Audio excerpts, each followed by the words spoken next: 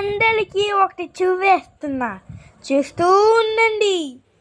నేను ఓపెన్ చేస్తున్నా. ఒక్క నిమిషం ఆగండి. ఒక్క నిమిషం ఆగితే నేను ఓపెన్ చేస్తావు. చూస్తూ ఉండండి. మీరేమనుకుంటున్నారు కదా, ఇది చూసాక ఏదనుకుంటారు మీరే.